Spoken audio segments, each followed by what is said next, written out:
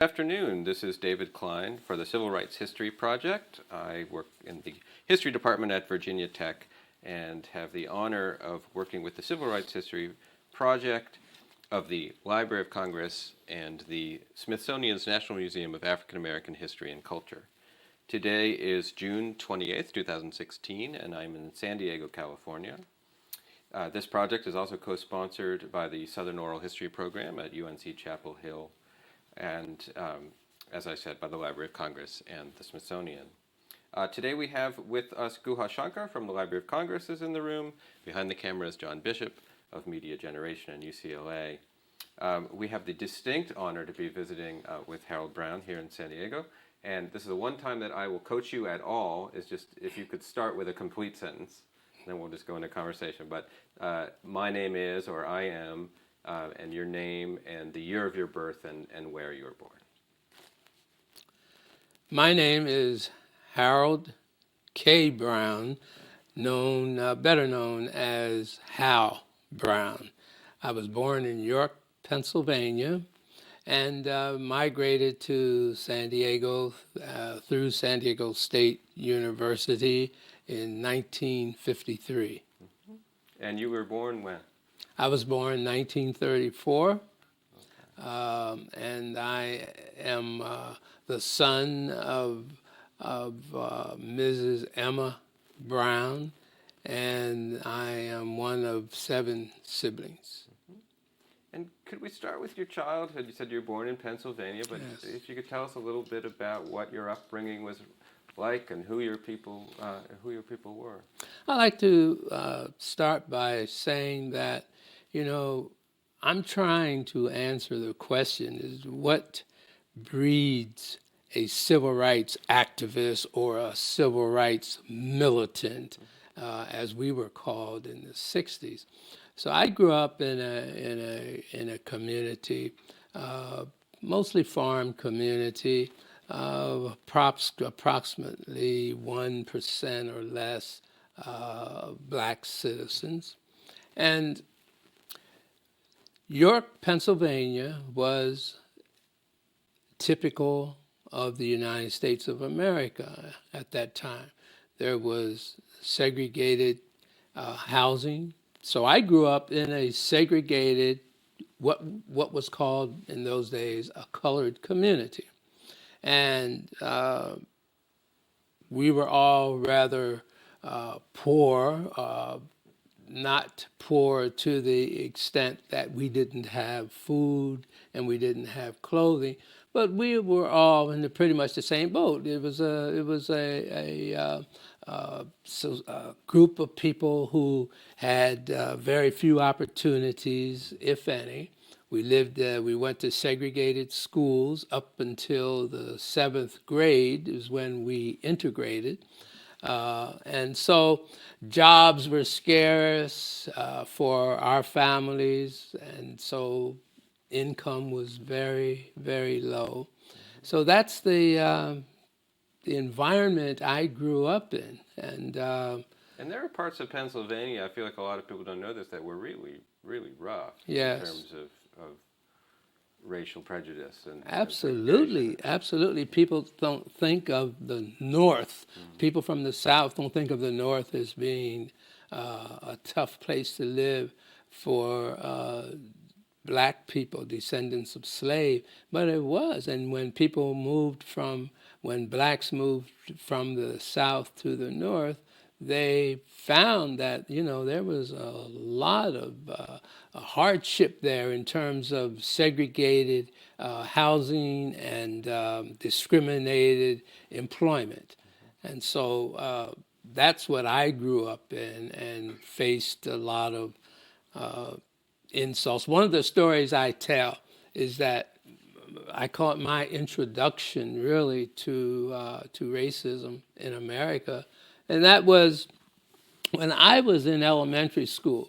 We had to go to a black, in quotes, elementary school. And when we would walk, somewhere around maybe five miles to the school, past white schools to get there, and there was a chain works factory en route to our school, and the men used to hang out the windows of the upper floors and just hurl all kinds of racial insults, calling us names all the whole time. And this happened every day, and so that was my introduction at age 6. And you're children, and those are adults. Yes, Yeah. we're just children. So hindsight helps us in these things, but looking back, can you start to see where a race consciousness of some kind started to form for you? Is that something that you have a sense of? Absolutely. I joke about it when I tell people that, when I was born and came out of the womb, all I saw was the doctor and some nurses, and they were all white. And so I didn't know I was black until my mother took me home to this colored community. And then I began to look around. I saw, these people were different color than the ones I saw when I came into this world. But that was sort of the introduction that I like to talk about, because it illustrates that there was a difference right from the beginning. And I attribute the psychological and mental exposure to this, which had its impact right from the beginning. And the names and the insults and the observation of no blacks being in positions of importance in the city. All of them were whites and mostly white males.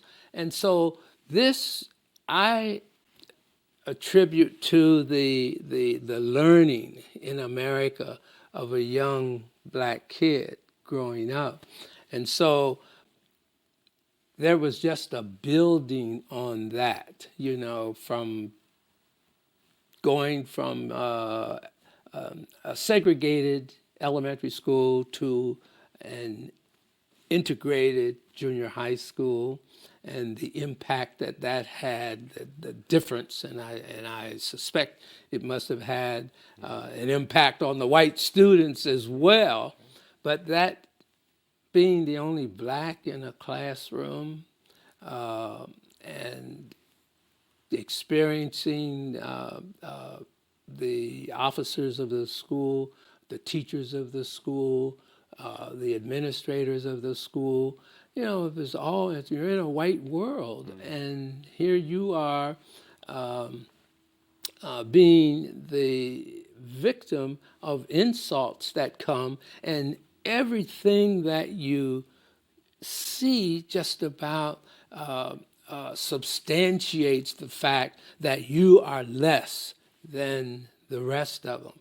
And that builds into the mind of a child, and I guess leads to the point where the psychological tests where black kids say select a white kid as being the good kid and the smart kid, as opposed to selecting a black kid.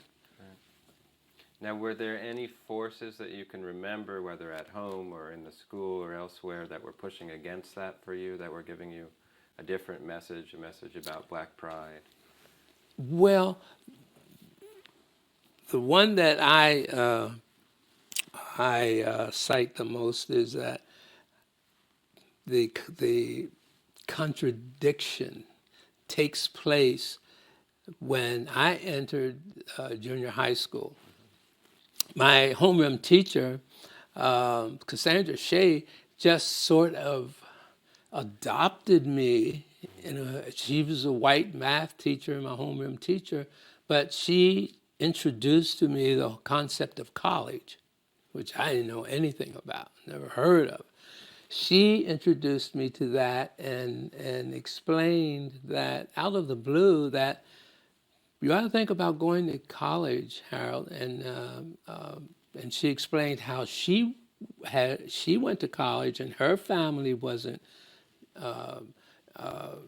didn't have the financial ability to put her through college, so she got a job and she worked through college, like cleaning people's houses and so forth. And so here was made an impression on me. And then when my football coach there in junior high school says to me, Hal, you ought to be a dentist. And I go, dentist?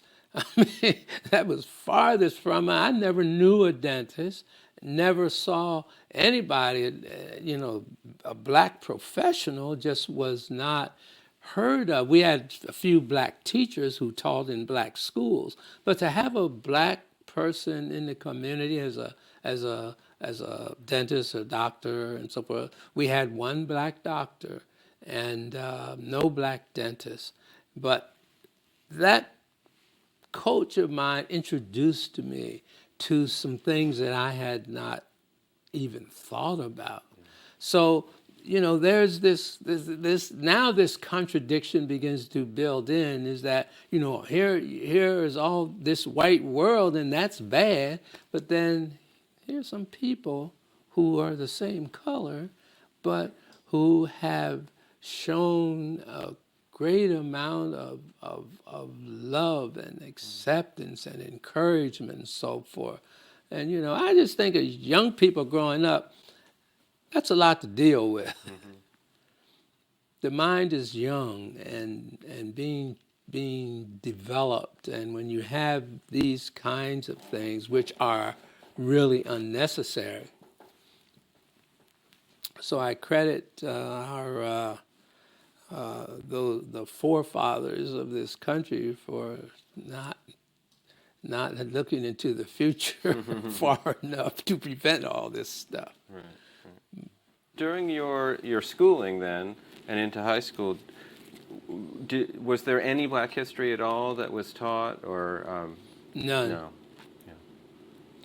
In fact, I can remember, and as I used to go back to Pennsylvania on vacation and talk with my friends who I grew up with, who went through school, and our black friends used to laugh about this because the only thing that we saw interracially was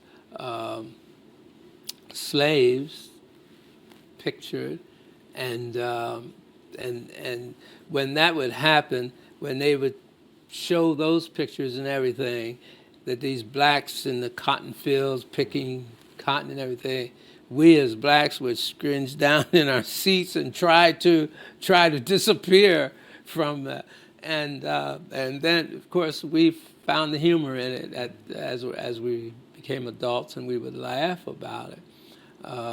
And then there was another example of non-black history teaching. There was our music teacher there in the junior high school would always somehow find the song Old Black Joe, and she would play that. It seems like every class that we had every day, she would play this thing, and she would sit at the piano, and we would all have to sing. Now remember, you're the only black, or maybe a couple in the class of all whites, and when you did that, the black students, I guess, would just grab their chairs tightly and kind of get down and hope that they could just disappear and get through this. And again, as adults, we laugh about it. So no, I didn't learn anything about black history until I graduated from college. And that's when I began on my own to read and learn about the history of black folks in America. So, can you tell me a little bit about your journey toward college? You were an athlete in high school, and that was part of what brought you to San Diego. Is that right? Yes. Yeah. Can you tell us a That little was bit so. about That that? was really what brought me to San Diego. I started out as a basketball and baseball player since elementary school, and I was in high school. I became quite popular as a sort of an accomplished athlete. I was selected as the all-state basketball player in my senior year, and followed in my brother's footsteps because he had also achieved that as the first basketball player in the history of our school to achieve that status of all-state status, and I was the second. So I was very popular in as athletes are in school, in high school, in junior high school, and in high school. When I was a baseball player, as I mentioned. In addition to basketball, I wasn't tall enough to receive any real attention to be recruited to these colleges and so forth. But two people who had attended San Diego State, older fellows who were in the Navy, and they had been to San Diego and actually ended up playing basketball for San Diego State. And as I came along in my senior year, when they came home to York, they approached me and encouraged me to go there. Well, my counselors had already sort of programmed me to go to Penn State, which I did.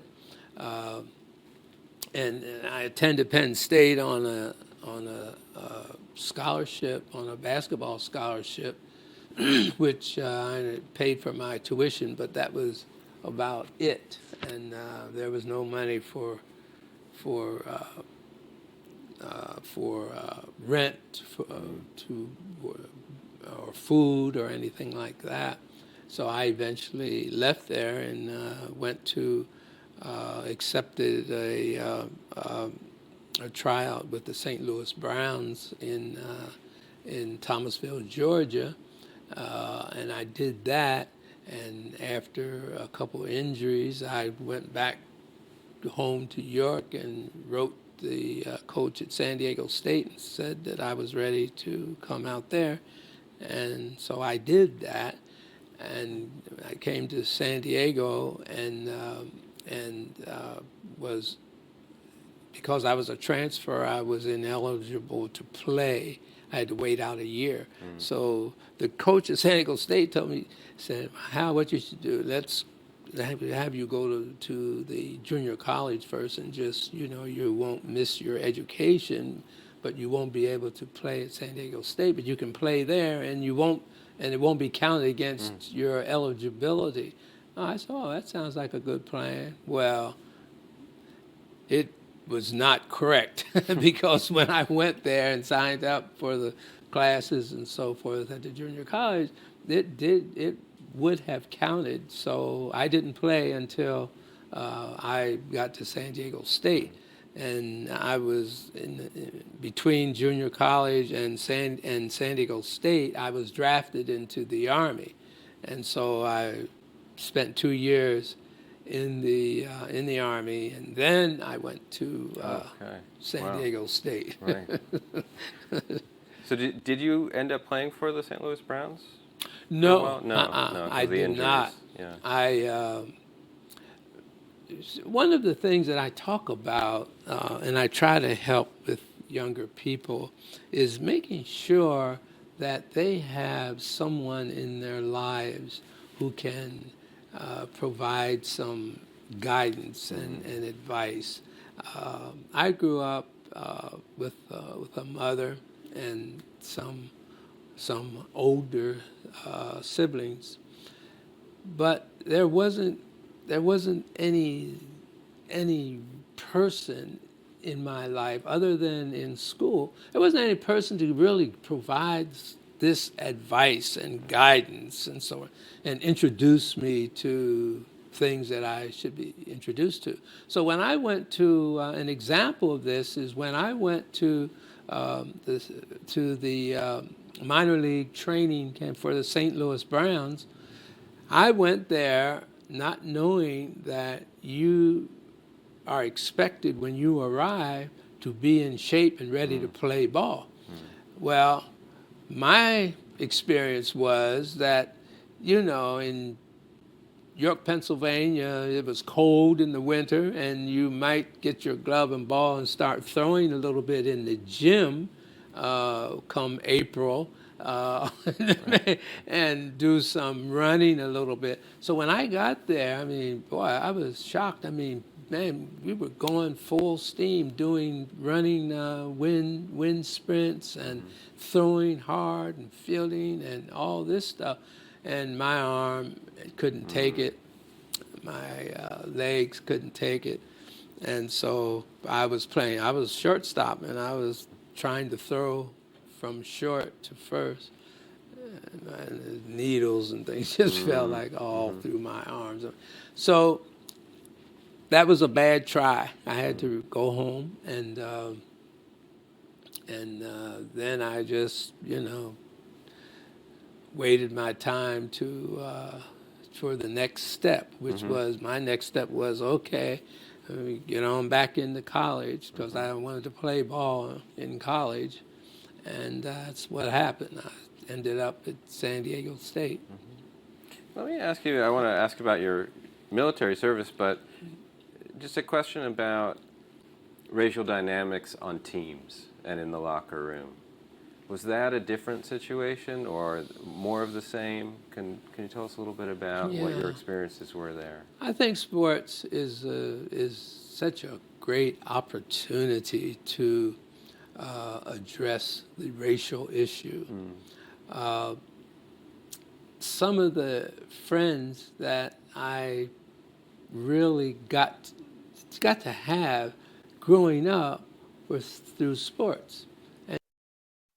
Please tell me, what's your favorite sport? Let me know in the comments. And maybe there were a couple or so other white students who I got to be friends with. But the ones I really got to know and have some association with beyond the school boundaries was with those teammates. And all through junior high school, that was true. And of course, you have the blacks who made the team. Of course, we all lived in the same neighborhoods or close by, and we knew each other. We saw each other after school, and we had a separate facility, a separate recreational facility called Crispus Attucks Center, Community Center, that we blacks went to. And so we were together, but getting relationships with your white classmates and so forth was really hard. And if it were not for the sports program, I mean, it probably just would hardly happen at all. And that all went through junior high school. In high school, it was even more difficult to have relationships with the white students, even the schoolmates, even your teammates, because they came from different parts of the county, and you saw them, you played, and that was it. It wasn't like you were going over to each other's houses. No, nothing like that. You didn't get to really know them, and they didn't get to know you. And then, as in college, playing ball in college, it was the same thing. I mean, you have very few blacks on the team, and the white players you saw at practice and maybe in the cafeteria once in a while, and that was it. The black players, we were together after the practice, during the evenings, on the weekends sometimes, and so while sports offered a great opportunity, there still left a lot to be desired, and I regret that more was not done, during that period when I was an athlete. As you were saying before, that you did go out to San Diego and then went for the year of junior college, and then the military came calling. Can you Yes. tell us about that? Well, when I went back, when I left San Diego, when I left school after junior college for the summer, I went back to Pennsylvania, and And what year was that? that was 1953. Okay. And so when I went back to York, I inquired about, because I didn't want to make a trip back to California and then get drafted and then have to return back to Pennsylvania and be inducted from Pennsylvania. So I inquired when I was in York about my status, my draft status, and the person told me, "Oh, you're right close to being drafted." And whether that was true or not, I'm not so sure. But I said, well, I may as well get it over with, go in now and get my 2 years over with. So that's what I did. And And this is right at the end of the Korean War was winding down. Yes, right at the end of the Korean War. And I did my training in Georgia. I was going to say Thomasville. I get mixed up with my baseball, but it was with Camp Gordon, Georgia. And what was the situation like there at that time? well, as long as you stayed on the base, things were okay, mostly. I mean, it wasn't like there was any. You could mix with males, but there wasn't any mixing with females as a black person. Now, the movies, the mess hall and so forth, where you ate, and all that was fine. There was no And the problem, barracks? as long as you stayed on the post. When you went off post in the town, that's when you ran into trouble, and that's where I saw signs as we would be walking down the street. You'd see signs saying no Jews or niggers allowed, no dogs, Jews or niggers allowed, and you'd see that kind of stuff, and so of course we limited our contact. We just didn't go into town very much. And that was my basic training. And then I was then sent to New Jersey at Fort Monmouth, where that was my permanent station there. Okay. And how were things in New Jersey? New Jersey was fine. We could go to, after hours, we would go out in the town a little bit and go out to a bar, and guys would have some drinks and so forth. I never experienced any problems there, except for one. I received an assignment to go to Louisiana on an operation. It was called Operation Sagebrush. And so I was assigned to that, and we were going to, and I mean, what I knew at this point in my life about racism in America, I was not going there. And so I, in my naivete, decided I was going to the post commander and tell him I'm not going down there. And here I am, just an enlisted man. I'm not an officer. I'm an enlisted man. Even an officer wouldn't do that. So I requested, well, I went over and just asked to see and talk with him.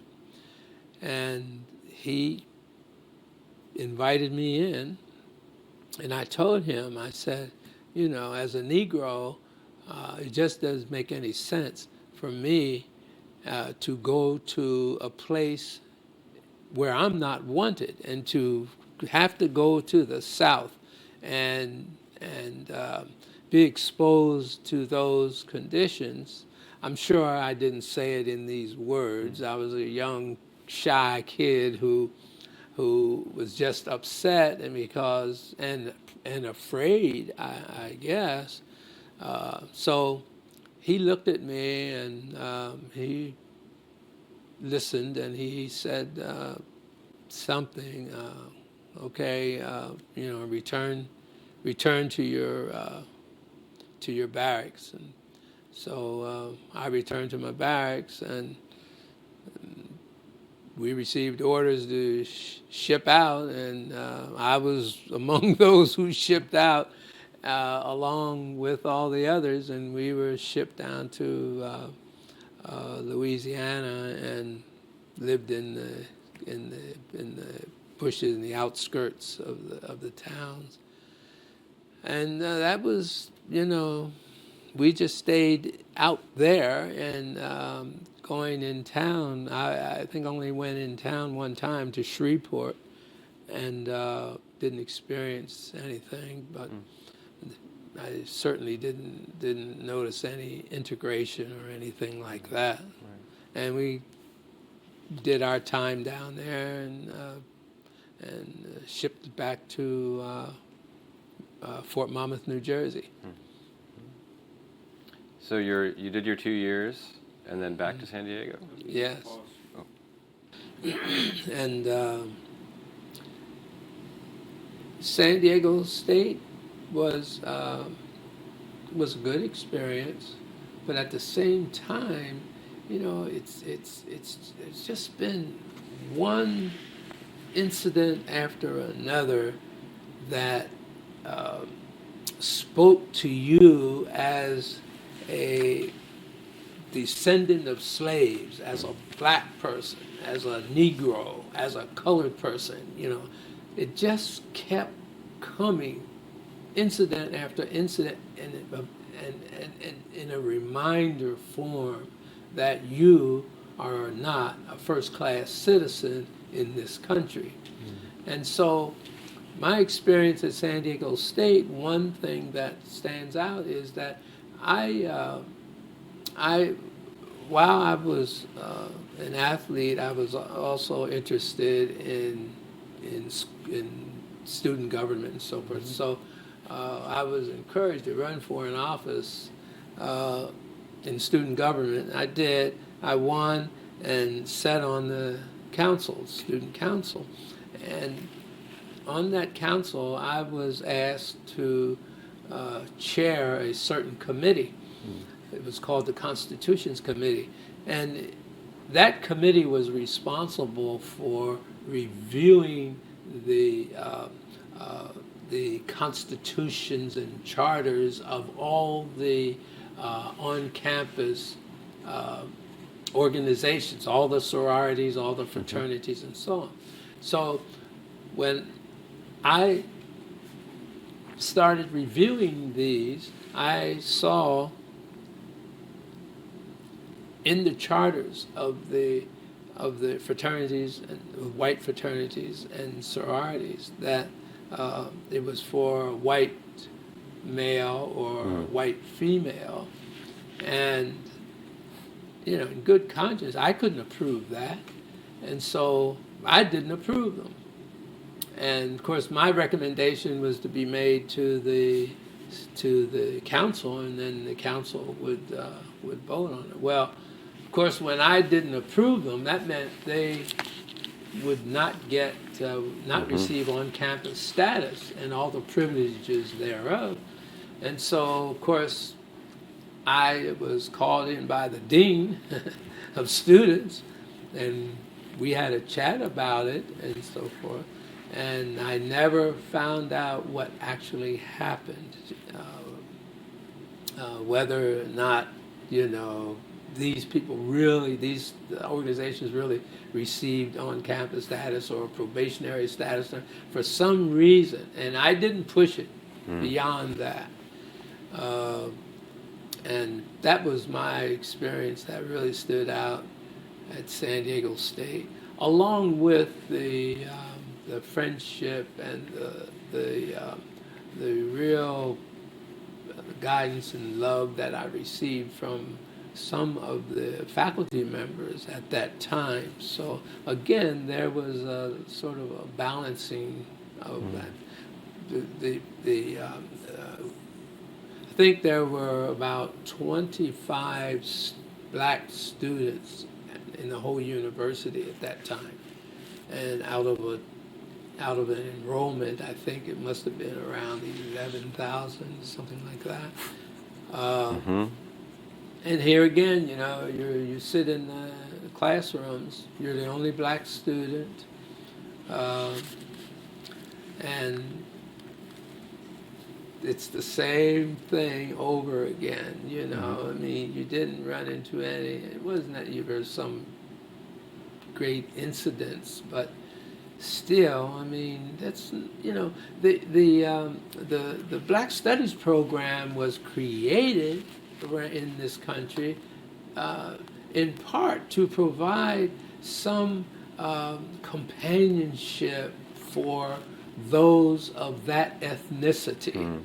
And although there was a lot of pushback on that, but you know, you're young.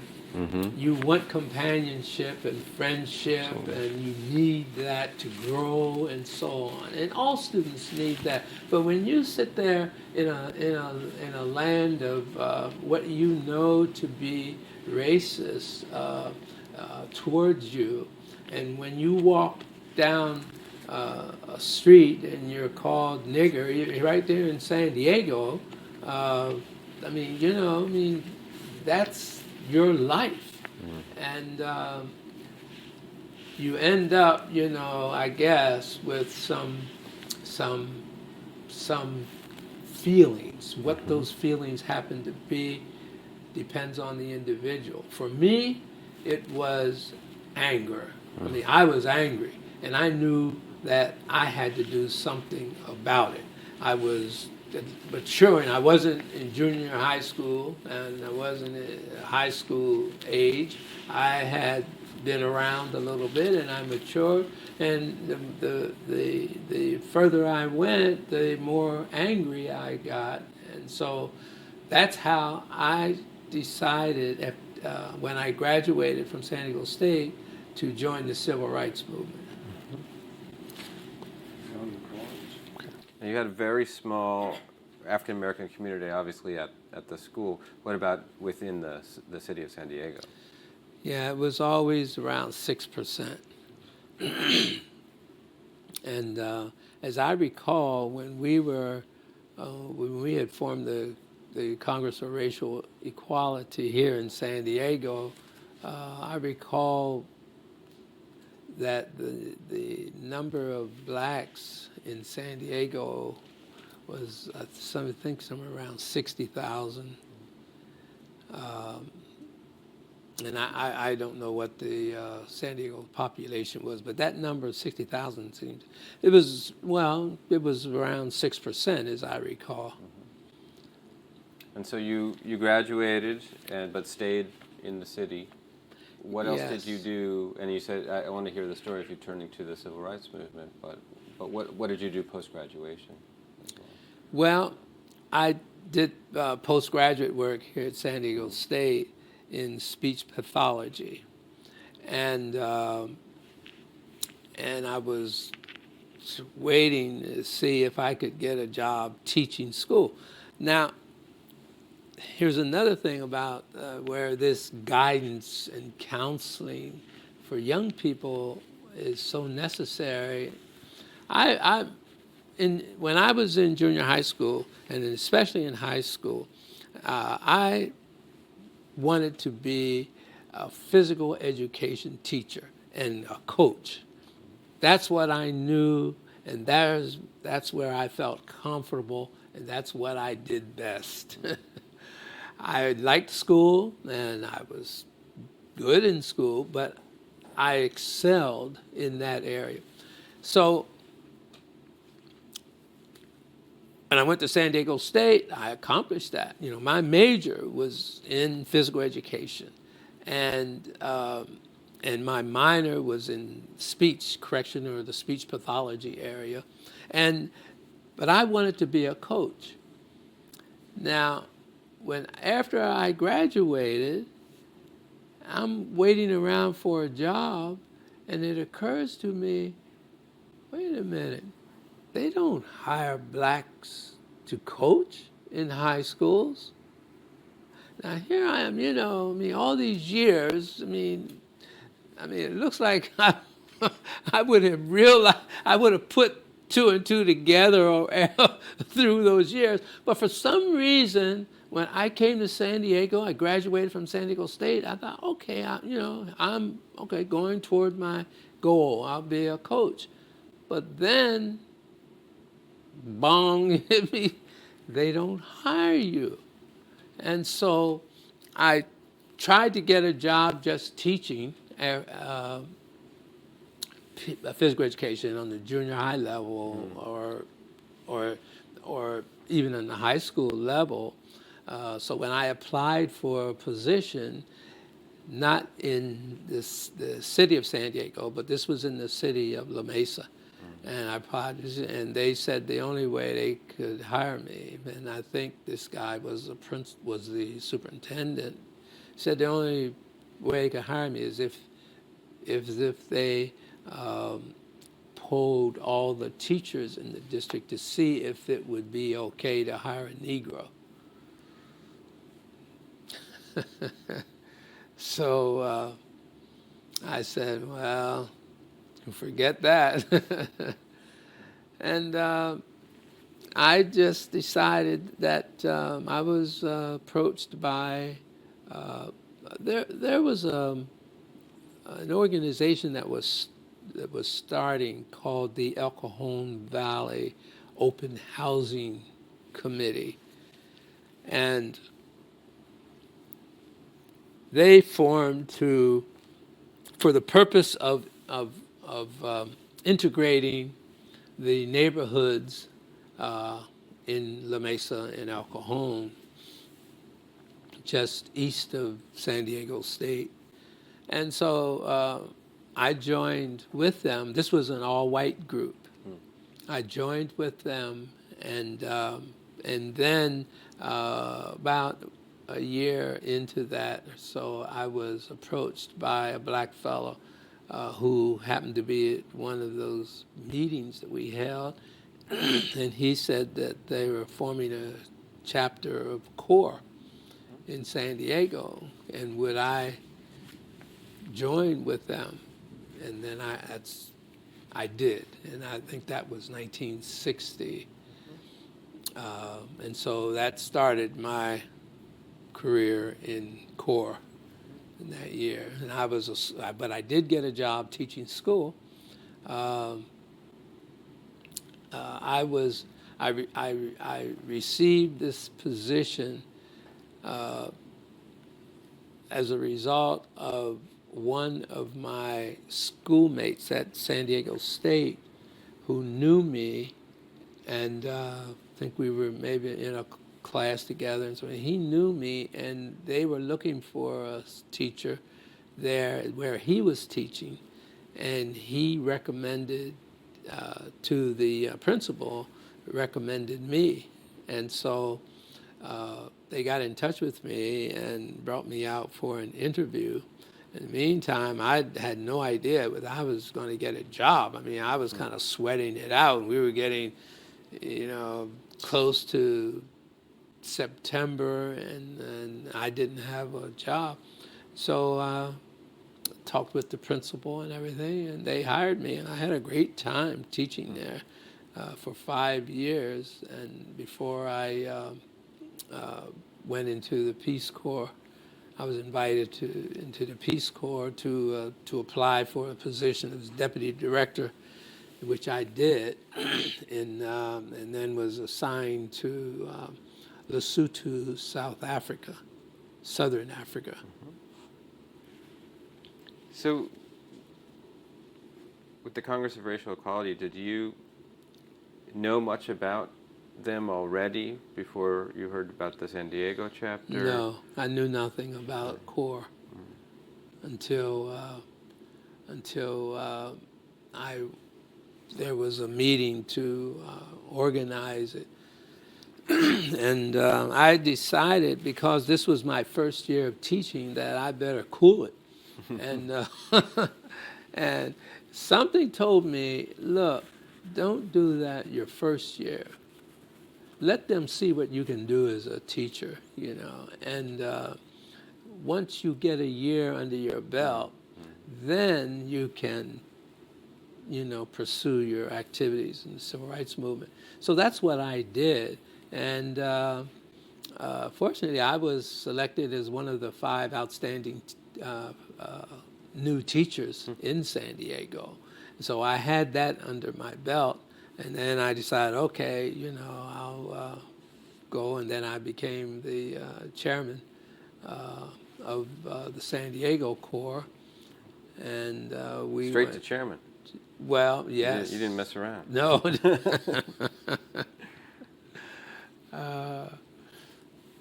Now, so this is around 1960, correct?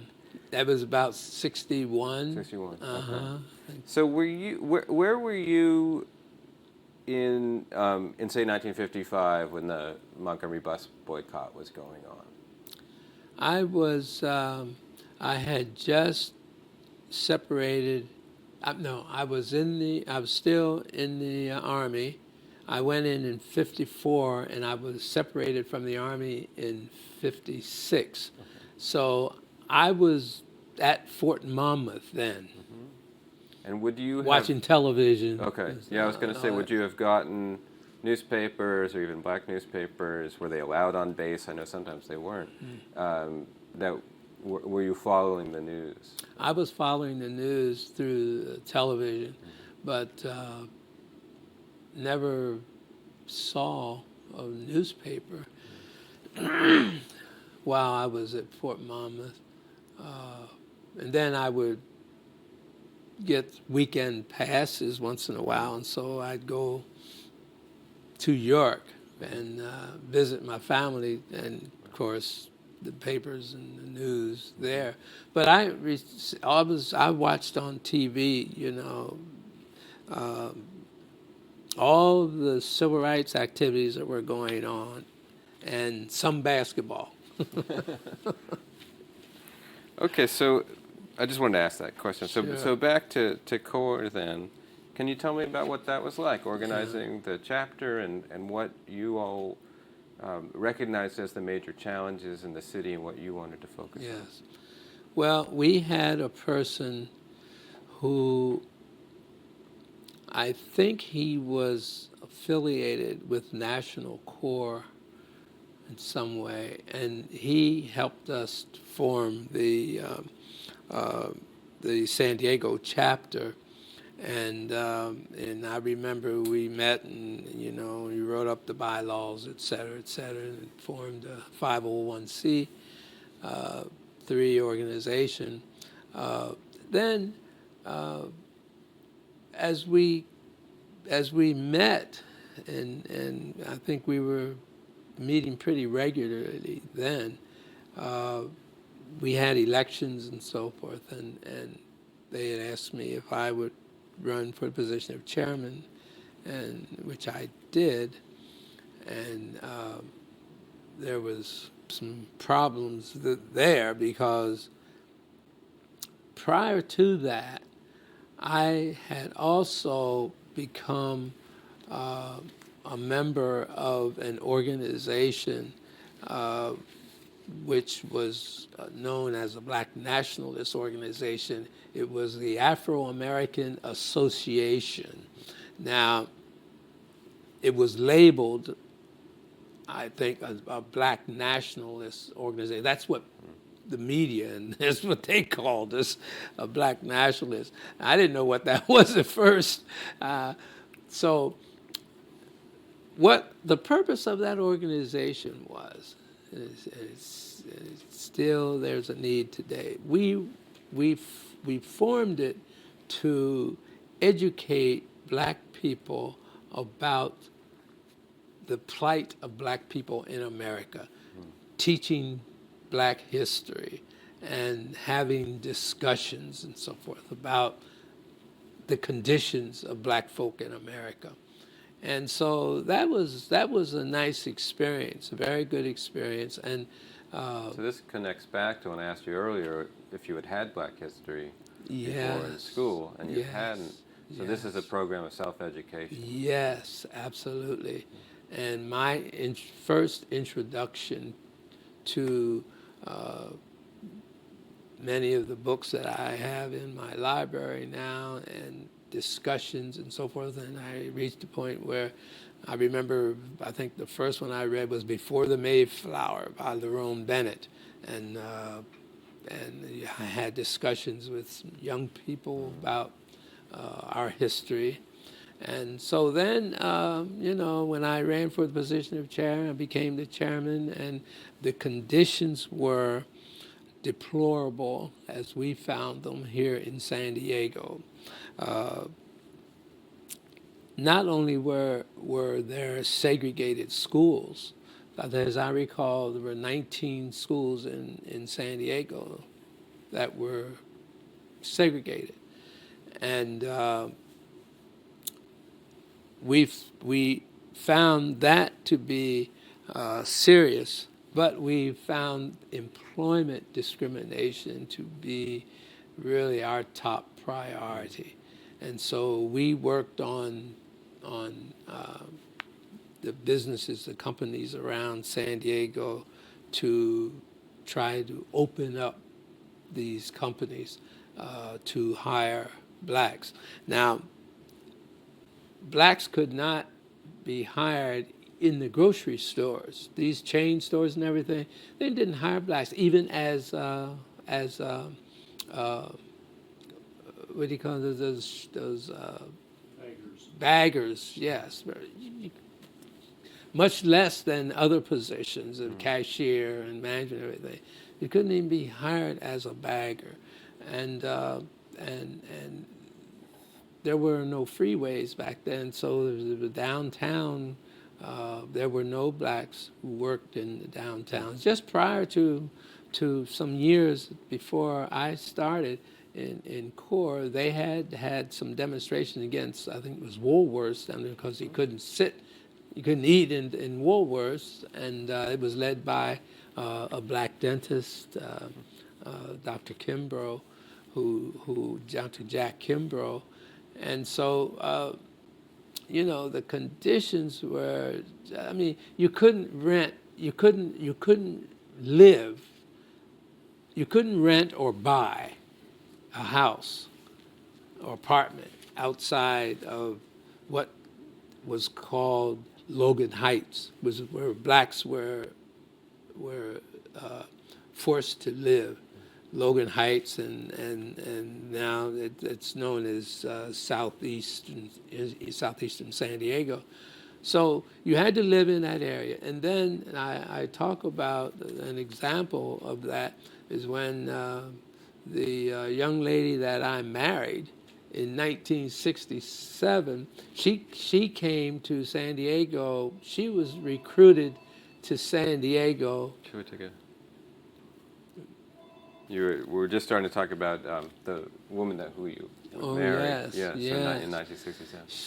She was recruited to come to San Diego with General Dynamics. She was as a math major who graduated from Alabama State University. She came. She was living in Ohio, Columbus, Ohio at the time. She was recruited to come to San Diego to work for General Dynamics as a systems programmer, computer programmer. And so she accepted and she came here and couldn't find a place to live.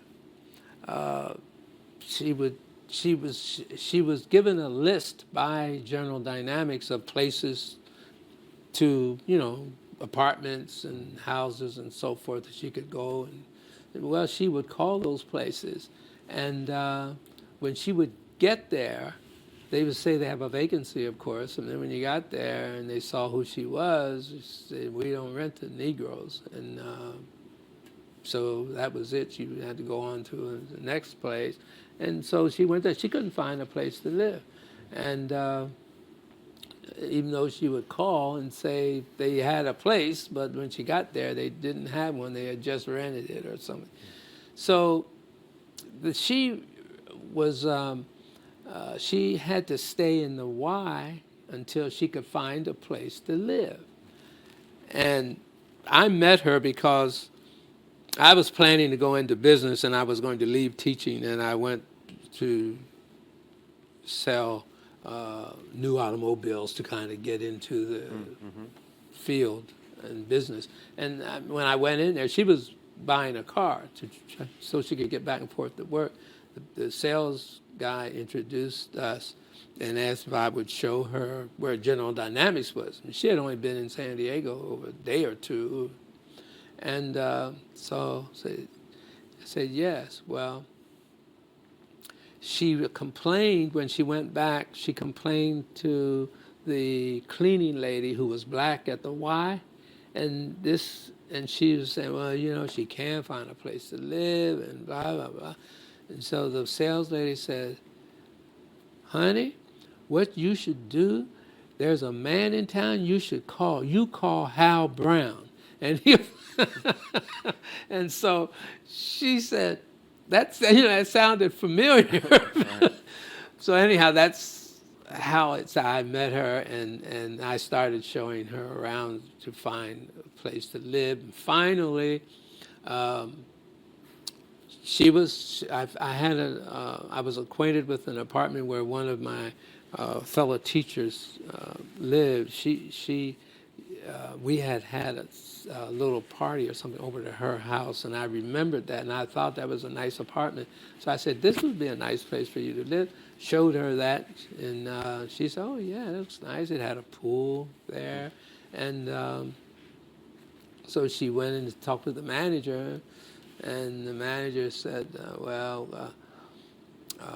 she called first, and he said he had an opening. And when she went by there, and he said no. He said, well, we just can't rent to Negroes.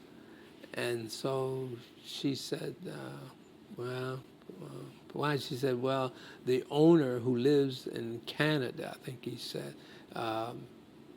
doesn't want us to rent to Negroes. So I was with her, and I was sitting over there while she was talking with him, and I got up and I said, I don't believe that. And he looked at me and said, well, that's what I said, no, I don't believe that. I said, here's what I'll do. I'll go around, you and I will go around to each apartment, and we'll knock on the door, and we'll ask that tenant whether or not they would mind or object to living next to a person who is a Negro. I had a little thing on my sleeve. I was going to go to my friend's place first, in her apartment, and but he wouldn't do that. He wouldn't. He said, "Oh no, he wouldn't do it." So he said, "I'll see what can happen, what we can do." Well, we left. She called back I guess it was the next day or so, and he said no. He said the owner in Canada just doesn't want to rent to a Negro. And so I said, well, I'll tell you what I'm going to do. I'm going to round up 100 of my black friends, and we're coming over to your apartment building, and we're going to take off our clothes. We'll have our bathing suits on, and we're all going to get in that pool. He said, oh, no, I tell you what, I think we can let her rent the apartment. And that's how she got the apartment. I had to threaten him with that. And I guess that imagery was just too much to see all these black folks. And then all of his, those people that he was referring to about moving out, I guess he visualized they would all be gone if we did that. So anyhow, that's how she finally got to move in. So discrimination in housing was terrible. There were covenants, of course, in places, in all the places, in the homes and things where the people couldn't sell their home to a black person. And so we had a lot of demonstrations against the California Real Estate Association, and then of course, we picketed and had sit-ins at various places trying to get jobs for blacks back in those years. And our biggest project was against the Bank of America, which that's where I received my jail sentences, from the Bank of America demonstrations, and also from the San Diego Gas and Electric demonstrations. So, And what were the goals there, especially with Bank of America? well, we wanted them to open their employment to Negroes back in those years. And the same thing for the San Diego Gas and Electric Company. So at that time, I was chairman of the Western region of CORE. And so we had decided that we would have a movement, a demonstration, and we would take action against Bank of America throughout the state of California. And that's what we What did the Western region cover? All the states from, I think we even included Colorado, but in California and Oregon and Washington. So you had really risen Utah. up in national core. Yeah, I was on the what we called the advisory council, National Advisory Council. That's where Jim Farmer and I became friends, and Floyd McKissick and I became friends, and we had quite a project against the Bank of America, and the results were so good. I mean, although the Bank of America would never admit it, but we forced the Bank of America and the San Diego Gas and Electric Company to start hiring Negroes, and they did. I mean, and they would not come to me, talk with me directly, but they would talk to one of the ministers in the community about, could they find some Negroes to come down and apply for the jobs and everything. So the minister and I were friends, so that's how I got to know that. And but they hired, and I argued in court Our defense was that, if you look at the results, but of course the prosecutors, the law is the law. You broke the law. They got us for trespassing, and so you broke the law. For at a protest, or yeah. What were the strategies that you used? We did. We had marches, and we had sit-ins. We had coin-ins. We had with the SDG&E. We had mail-ins where we would mail in. Get people to mail in short of their due, their balance due for the month. We would send either over or under, and just kind of a nuisance factor. Right. But it was effective, and What was the coining? the coin-in was we would stand in line at the teller's window, and we would have a lot of pennies with us, and we would either ask for pennies. We would give them $10, and we would ask for some change, and when we would stand there and count all the pennies, or we would bring pennies with us. And when we got to the front of the window, we would make our deposit or whatever we do, and we'd count out the pennies one at a time, while the others were sitting on the floor singing our songs and things. And that was, that was very effective. And it created some real results. You look at those banks and things now, and of course I always point out, I'm not saying that, take San Diego Corps, take full credit for that, but there was a national movement going on.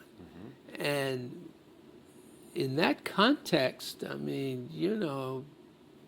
we were able to be very effective, and we laid it on the line. We laid our jobs on the line, and I was called to appear in Sacramento at the board of I guess it was the board of trustees who was over the education, the state superintendent and so forth. And I was called to come there to explain why I should not have my teaching credential removed because of my leadership in Corps. So, I had a lawyer who was in Corps as well, and he went with me to go to defend myself. And I don't know if it was just a scare tactic or they didn't want to pursue it, but they didn't take my credential. But that was sort of a scary time.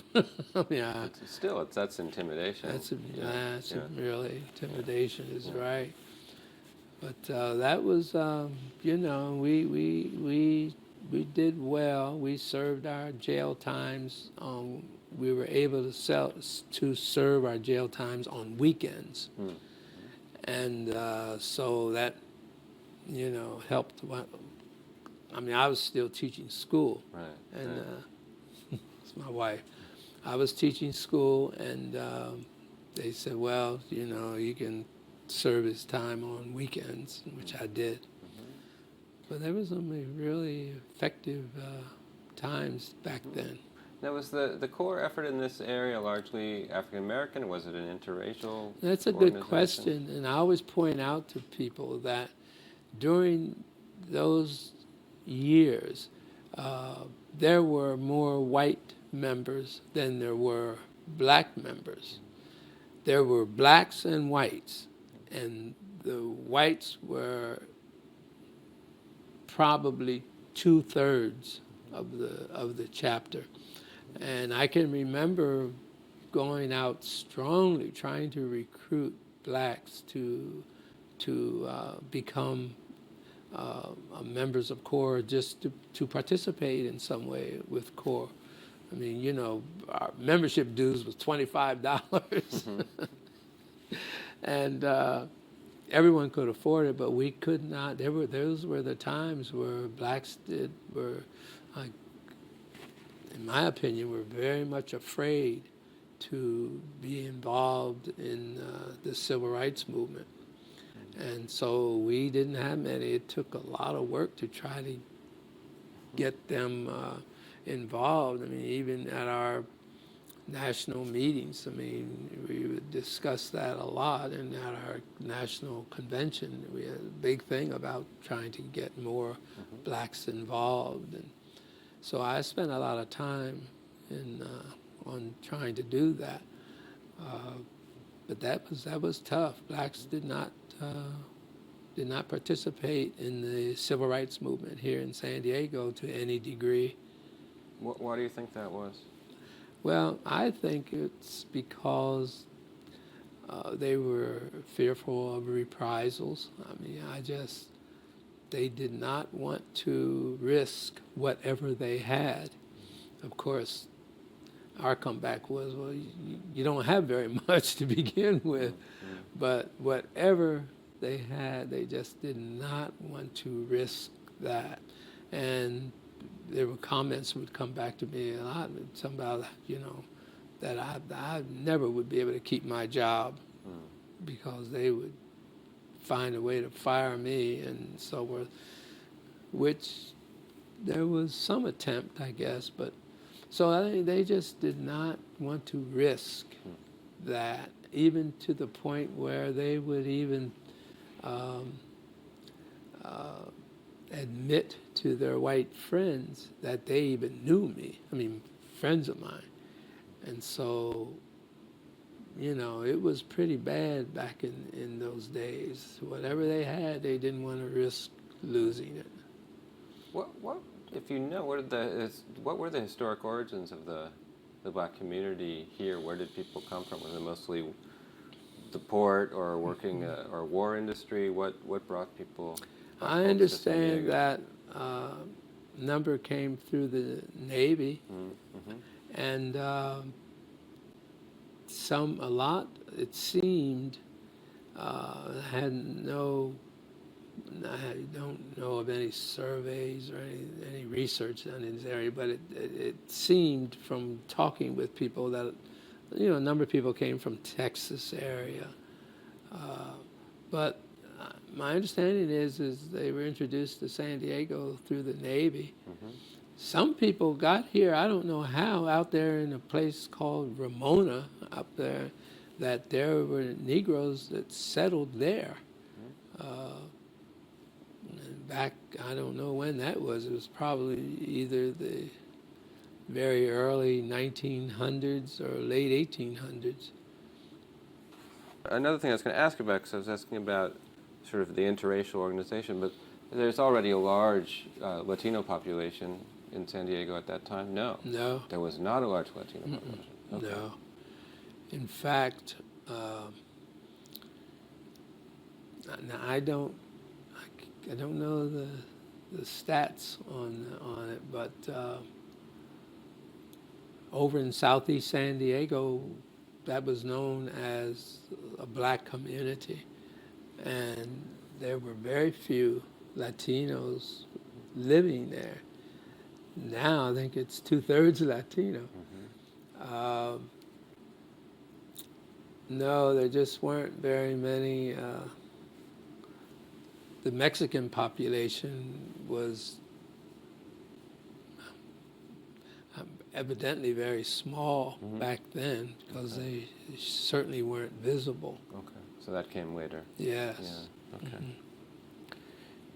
Another thing I wanted to ask about was other civil rights organizations. So you're here with CORE. but we're talking about early 60s when you have the student sit-in movement happening in other places, freedom rides, etc. Right. Were there other organizations that came into this area, or that you were in contact with and worked with, or that you were paying attention to from afar? The only organizations were the NAACP, the Urban League. Those were the only other organizations, and the NAACP at that time was practically invisible. They had no participation with us in the civil rights movement in San Diego. And the Urban League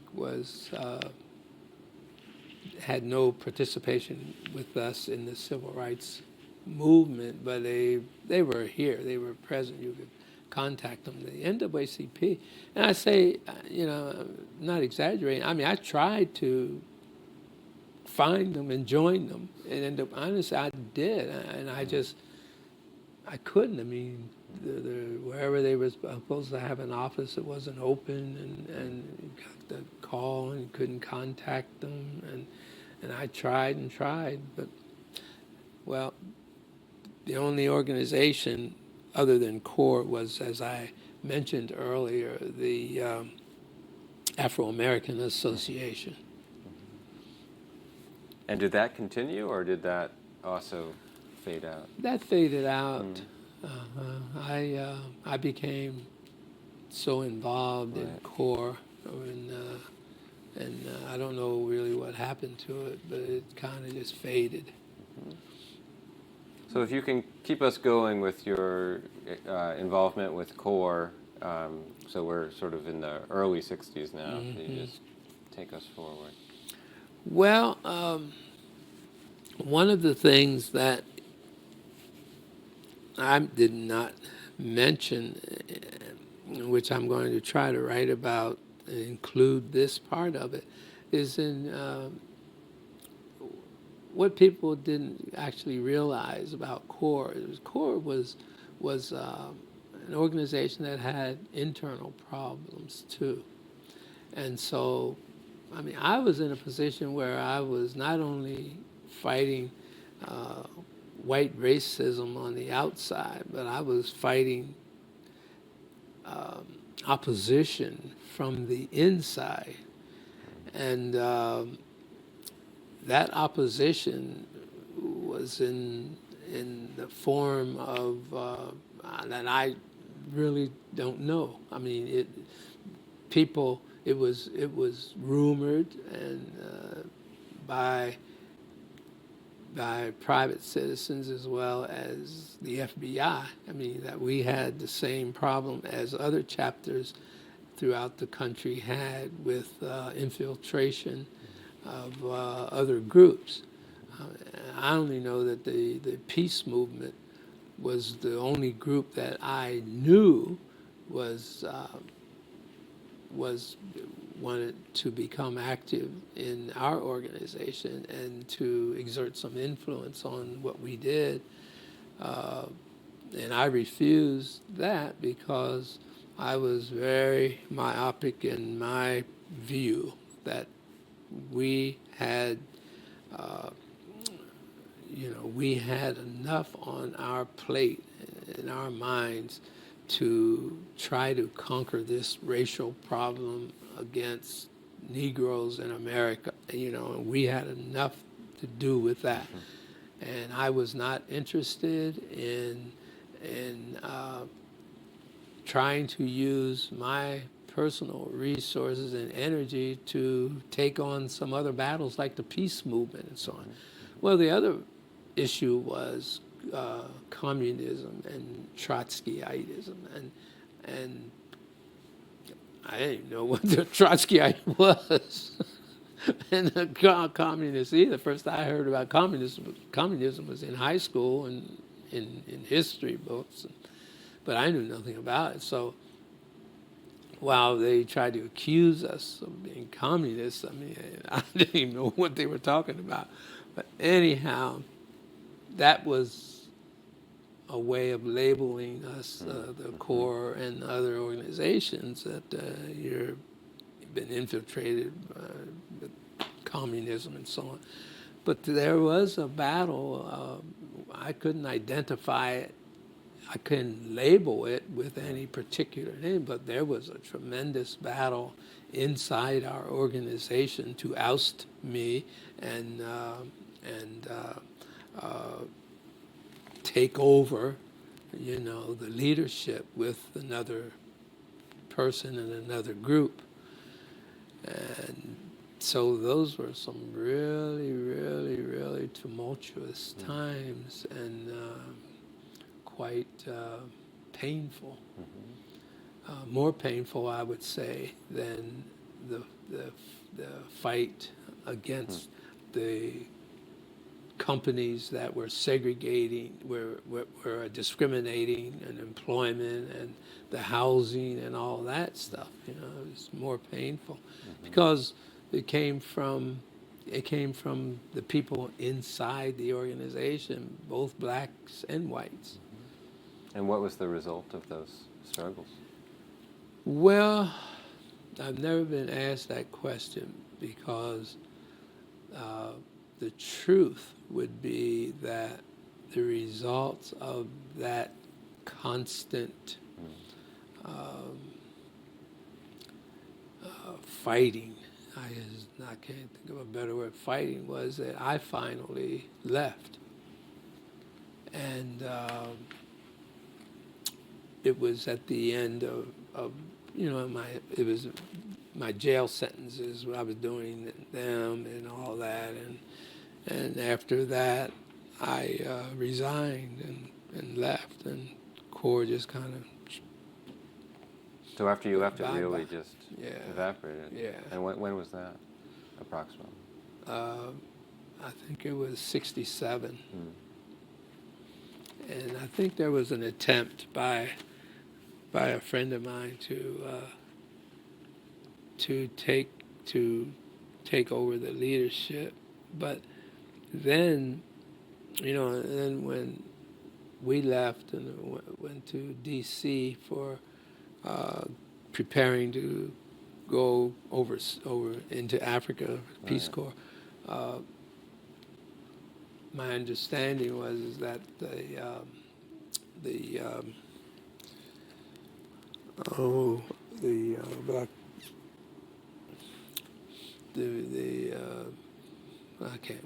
I'm going blank. The Black Power movement of The Black Panthers? Black Panthers. Yeah. The Black Panther movement and the US movement. Right. You remember the US movement? There was a problem in San Diego, and I was gone, so all of this is hearsay. But there is a lot of infighting between those two organizations and so on. And so. And that really came in after you left. Yeah. So you weren't here to see, I wasn't here them even arrive. No, Okay. I wasn't here, and so Corps just kind of, I guess, faded away. And then another wave came in behind it. Yeah, and that was pretty temporary. I mean, there was a lot of fighting and stuff that went on, and but I don't think there was anyone that really grabbed onto the issues and pursued those issues or tried to replace Corps or anything. They just, I don't know. I don't really understand it now. I don't know just what happened, but it just seemed to fade away. Us and Black Panthers. At least in San Diego. At least in San Diego, right. Yeah. So then you were in Lesotho for a couple of years? No, I was there for 1 year. 1 year, Just a little under a year. Okay. That's another story in itself, in that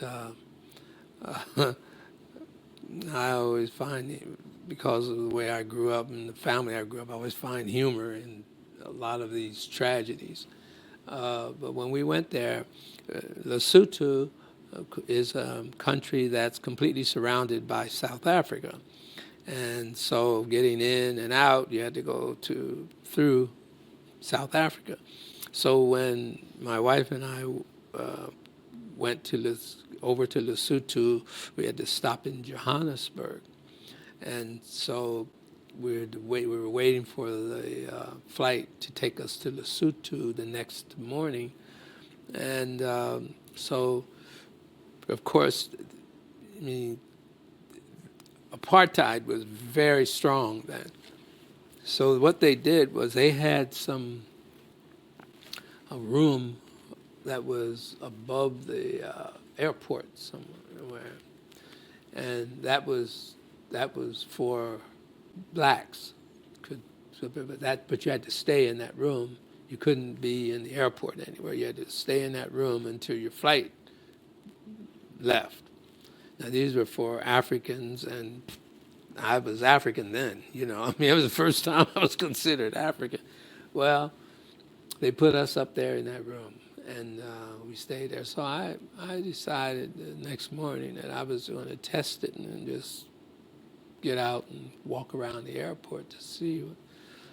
And I did that, and the next thing I heard was over the PA system that well, Harold Brown, report to such and such and such, and my wife saw some guys coming and chatting, standing around chatting, and she was getting worried because her fool husband was out there going, probably get jailed and so forth in South Africa.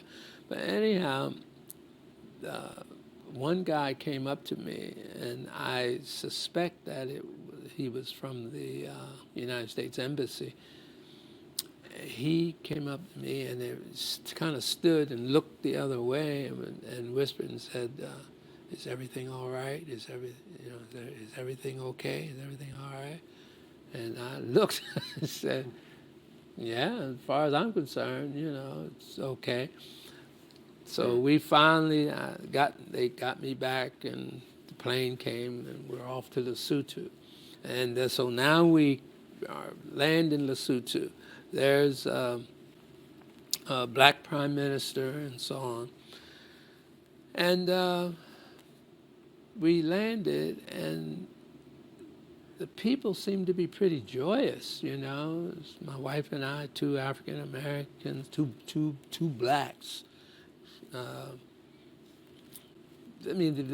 Blacks to them, we were African, that's a term we use in America, blacks. We were Africans.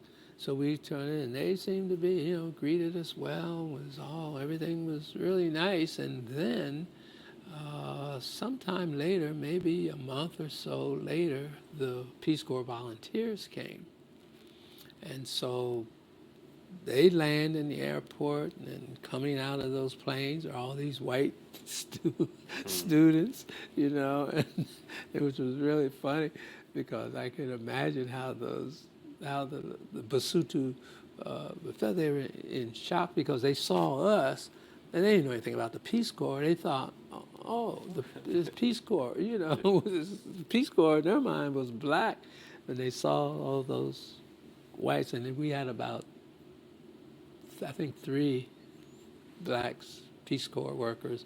So they came off, and then, of course, it was the war was on. That the Peace Corps was accused of all kinds of things, and spying on Lesotho, and it just went on and on for that time.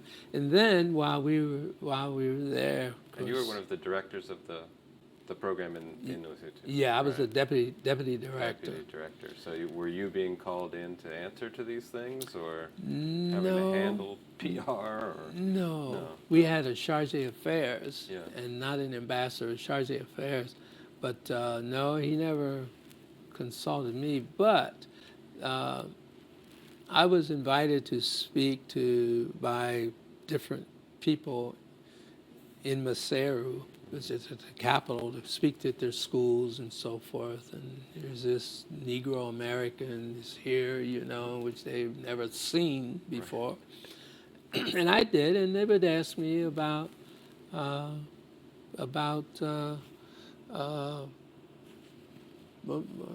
they call us, about, I guess, Africans in America, blacks in America, and I would tell them, you know, and they were pretty sophisticated, many of them. They knew what was going on around the country, and they would ask all these questions about how we were treated in America, and I'd tell them, you know, the truth, just like I'm answering questions here. I would tell them, well, evidently, you know, it got back to the Charge Affairs and his people, and they didn't like that because I was exposing America, I guess, you know, and that's still the problem we have today. I mean, that's why we're doing history right now, to try to get America to know and understand what happened and what's happening now. And I go to the third step in my writings, what should happen in the future. But that was the situation in Lesotho. And finally, Martin Luther King was assassinated. And that was just too much for me to bear. I couldn't remain there, out of the country, and while all this was going on back home. And so I told my wife to get packed because I've got to go back. And so I did. And we left, and I guess the Charge d'Affaires were very happy about that. So we came back, and So had news reached you of what the response was in various cities to King's death? Yes, yeah, what was going on, and when Martin Luther King was killed, I went to the church, to the AME Church, African Methodist Episcopal Church there in Lesotho. And I asked if we could have a memorial service there for Martin. And he said, oh, yeah, of course. And so we put together a really nice memorial service in honor of Martin. And at the whole time we were there and before we got there, the king of Lesotho was under house arrest because he opposed apartheid, and the people were able to put in a prime minister who, whether he agreed with apartheid or not, he went along with apartheid. But the king was sort of imprisoned, you know, and so when we had this church memorial service, who walks in? The king. It almost brings tears to my eyes now. Yeah, he walked in and sat and through the whole service, and I gave the remarks and so forth with an interpreter, and my wife sang a hymn, and then we had some talks by some of the Basotho leaders, and it was just a beautiful ceremony. But when the king came in, you know, there's in South Africa, you probably have heard this. The ladies give a kind of a shrilling. They go, Ululation, yeah. Yeah, Yeah. It's just, you know, a sound that, but it's high and it's Haunting. Yeah. and so, you know, when he came in, it was just that. I mean, you know, that it's just, we had been invited to his palace a couple times, my wife and I, but But when he walked in there, boy, it was really something. So after that, and then, you know, got packed and everything, and I came back to the States and went through the out processing of the Peace Corps. Ended up trying to get back to San Diego, and I couldn't find a position. So that's where Floyd McKissick and I started this company in Harlem, Floyd McKissick Enterprises. And so I worked there for, I don't know, less than a year, and then I moved to the bank, and I worked for Marine Midland Bank. For which bank, I'm sorry? Marine Midland, Okay. Midland, on Wall Street, and we did that, and then from there, I was asked to come back by an old friend of mine who had been exposed to CORE when I was leading CORE. He wasn't a member, but he was around and knew about it, and he kind of became a little involved, but not really. But he and I got to know each other, and so he had become a student along with some others at San Diego State, and were trying to start a Black Studies program. And again, more infighting and so forth, and so they couldn't really get it going and everything. So he called me in New York, and I was a loan officer there at the bank, and he asked me would I be interested in coming back to San Diego. Well, I've been trying to get back to San Diego all this time, so I said, well, it was a position where I was to be assistant to the president, and I thought about it because Wells Fargo had been holding a position for me also, but they couldn't meet my salary requirements, and so I was just kind of waiting that out. But my wife she was just as happy as she could be to get back to San Diego. So I said yes, so we came back to San Diego, and then that's when I started working in September of 1971 at San Diego State.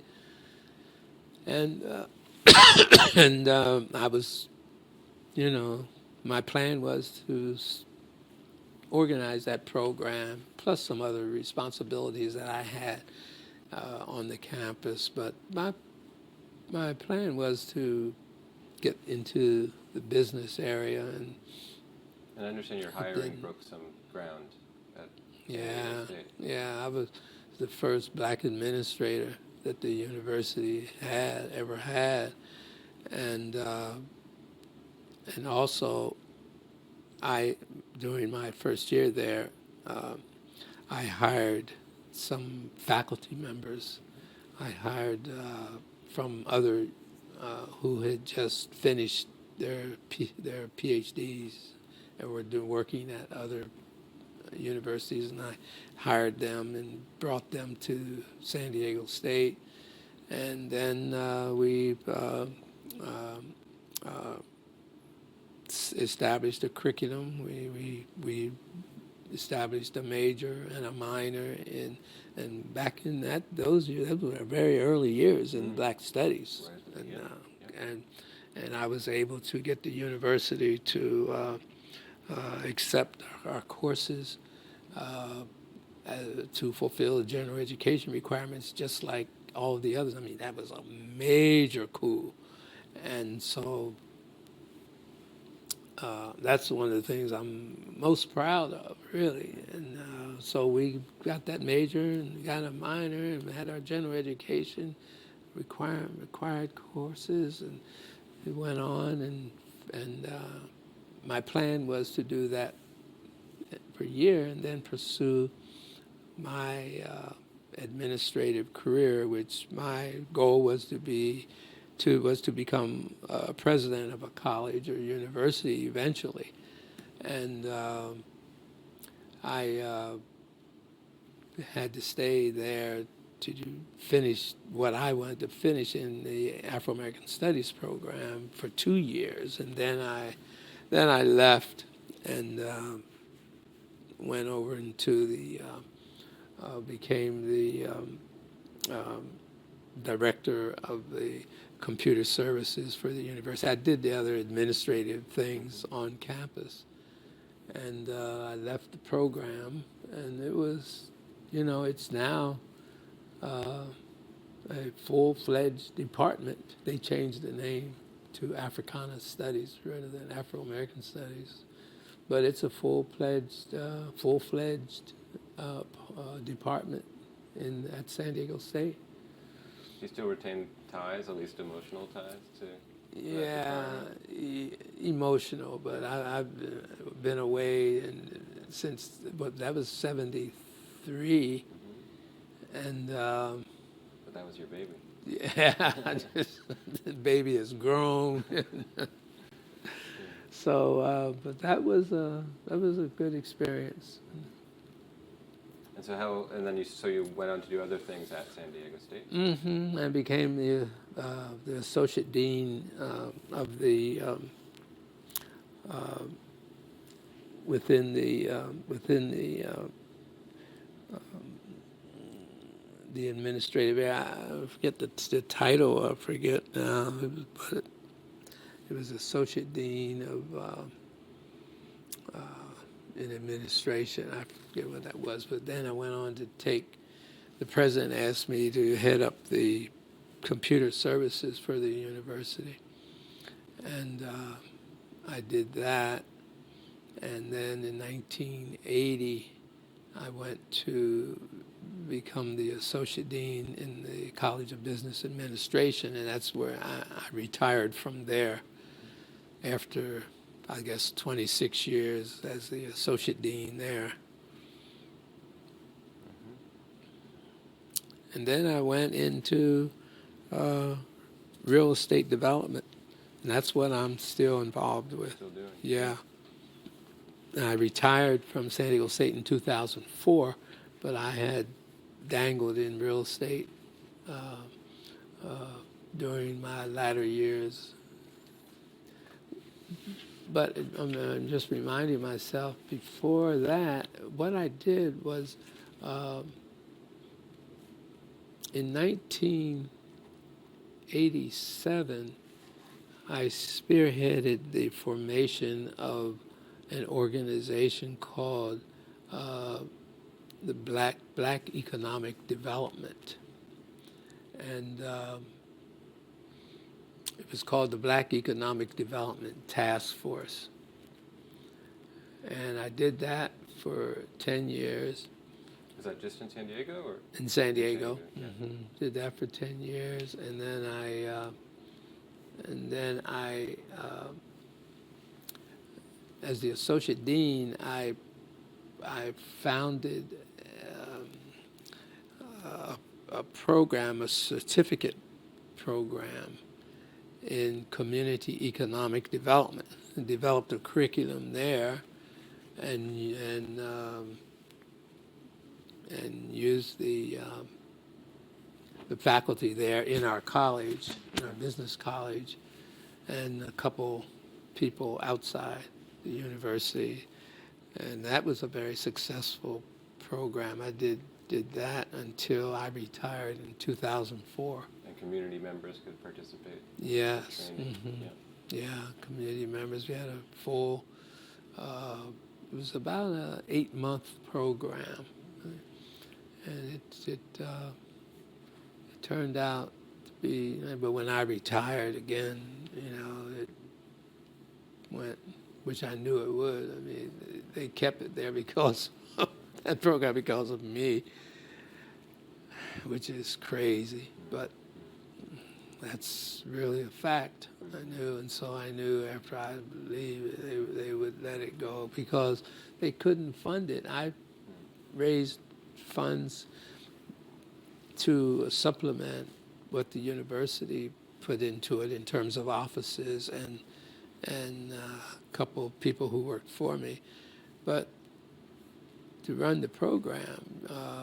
I raised funds outside the program. Plus, it got tremendous publicity, and the PR was very good, so the university liked that. But they weren't going to put in a lot of money into the program, and the program could not pay for itself because you just couldn't charge enough to make it pay for itself. You could do it in New York. You could charge that much, at Columbia or NYU and places like that, where I'm familiar with. I mean, their programs, they could charge a lot of money from people who would come and pay that money, but we couldn't charge that much for it. So it just couldn't pay for itself. So I knew it wasn't bringing money in, they were going to, which they did. Is it disappointing to you to see some of these things you've worked so hard on? Yeah, but I was kind of used to it, because the core disappeared. I guess I failed to mention that I founded a program called Leadership Training. Right as I finished core, I did that for a year. Right, and then I went into the Peace Corps. But that was a good program. The leadership training program was really great, and it got a lot of applause, even from the Labor Department. But then when I went into the Peace Corps, they tried to keep it going for a year, but that went poof.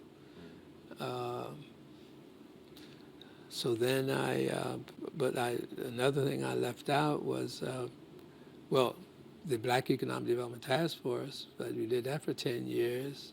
And then when you're doing this, as you probably are aware of, when you're in these not-for-profit organizations, man, I mean, and you found them and you're instrumental in really getting things organized, but 90% of the work ends up with you. And so formed the Black Economic Development Task Force. After 10 years, and I said I couldn't do it any longer. It went by the wayside. Then I formed an organization while I was at the business school called, it was an organization to bring together the business community to discuss racial matters. And so I had a couple friends who were very prominent in San Diego, multi-millionaires, and so I got the two of them to join with me, and we had that program where we met once a month at the hotel down there in Mission Valley for lunch, and had these discussions about race matters. And we finally, after 10 years, I got tired and nobody to take my place. And so that went by the wayside. Did that group have a name too? Yeah, it was called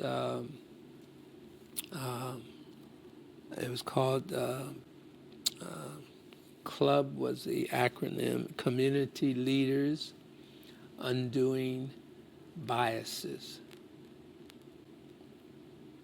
And that was a good group. People said they really enjoyed that.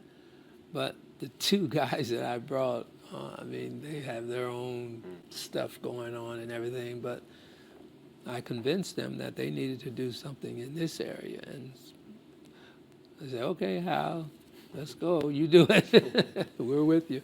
Right. But they weren't going to get and make this thing go and keep it going. Right. So that went by the wayside. So everything that unfortunately, I guess some academicians would accuse me of not following the rules of delegation, not being able to delegate, But the reply to that, I heard someone say, "Well, but delegate to whom? You know, who? There has to be people there." And most people aren't willing to take on that kind of a burden, man, and it's a lot of work. Yeah. Well, let me ask you then, circling back, because you said something earlier that really caught my attention about, you know, studying what's happened in the past and what's happening now, and then the piece that you like to add to it is what should happen. Yes. So looking back on this amazing career and all of these things that you've been involved in, and bringing it up to the present, and where we are now and what we're facing now, what should happen? The first thing is that we need to look at the past and see what happened, and then to kind of find some lessons from that. As an example, there was a big fight amongst black members of the community throughout the country, I think, that not to follow this thing of integration. That was necessary. It shouldn't be a thing. And as I read sometime later, that core must have been after I left, but they had some in the national committee and the national convention about, you know, not having this as even part of the Constitution and bylaws, is having this thing about integration. Well, some people felt that that was the way to solve this problem, of course, and to go through, and others felt that that wasn't the way. So I think we need to learn the lessons back then, and we need to learn lessons about what happened. I mean, how, and that's what, you know, I'm hoping to get a book written to kind of show, as you've been asking me these questions, how, you know, how do you get to this point where you become militant or whatever they want to call us back in those days? How do you get to that point? I was a mild-mannered, quiet kid, shy, who was interested in athletics and who excelled in athletics, you know, but that's what I knew. And I said, how did I get to this point where I'm willing to sacrifice my life and my career and everything else to this point? I wasn't crazy and not insane. So I hope to address that. And then to get into the future, say, okay, what do we do now? We had the civil rights movement. We had all the past of slavery and post-slavery and leading up to the civil rights movement. We had the civil rights movement. Now, what do?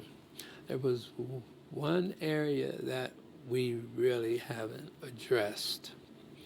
And the reason we didn't address it, because we, including Martin Luther King and and Floyd McKissick and